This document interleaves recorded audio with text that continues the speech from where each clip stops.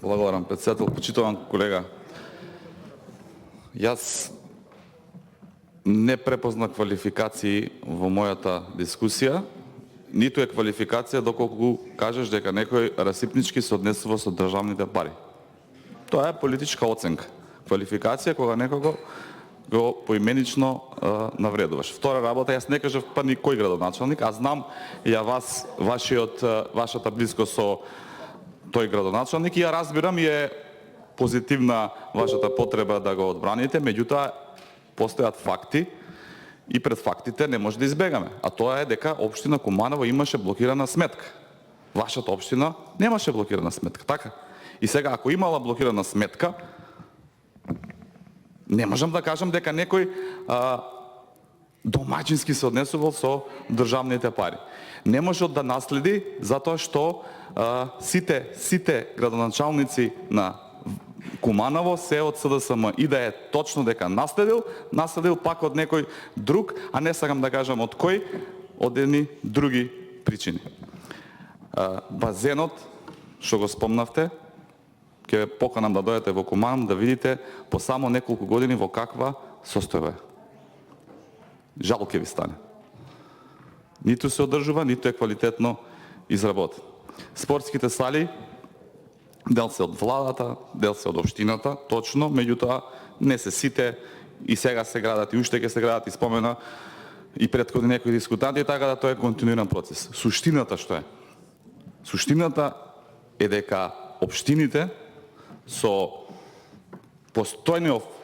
постојнава децентрализација, да кажем, или постојни законски норми во Република Македонија немаат доволно средства, финансиски, буџетски, како своји, за да развиваат некои развојни програми, посериозни проекти. И тоа ќе се сложите. Затоа, како опозиција, ние не како што вие велите колку да се критикува. Не. Најголем дел од амандманите се буквално препишани од програмите на владата и програмите на СДСМ. И тие излегле со тие ветувања, со тие проекти пред граѓаните, и им ја барале довербата, и тоа е легитимно. Граѓаните им се допаднале тие проекти, им ја дале довербата и природно е и ги очекуваат тие проекти. Значи, ова влада не е од вчера, ова влада веќе ја троши 4-та година. И ние ги бараме тие проекти. Граѓаните ги бараат, во име на граѓаните ги бараме тие проекти, а не само колку што рековте вие. И втора работа, добро е опозицијата да биде коректив и да ја критикува власт. И добро е да на јавноста ги изнесува проблемите на граѓаните, користејќи ја собраниската говорница. Ние сме свесни, затоа дел од амандманите повлековме, свесни сме дека нема време за реализација, свесни сме за можноста во буџетот. Ама не можеме сега да замижиме пред фактот дека не се реализирани проекти. Не можеме да замижиме пред фактот дека 1 милиарда и 100 милиони евра се задолживе оваа влада, ја задолжи државата само оваа година, правдајќи ги тие средства, тие задолжувања за справување со кризата. А гледаме каква е состојбата.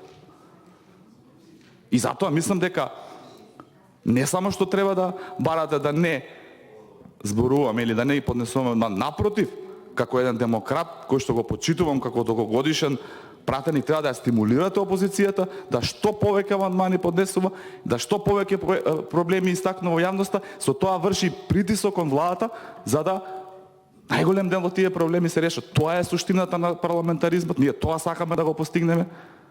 Не сме вајда сега до тој степен да мислиме дека не знам ќе изградиме капитален проект за 2 месеци. Ама да истакнеме дека не е заборавено, дека граѓаните го очекуваат и дека власта е должна да го реализира. Благодарам. Контрреплика.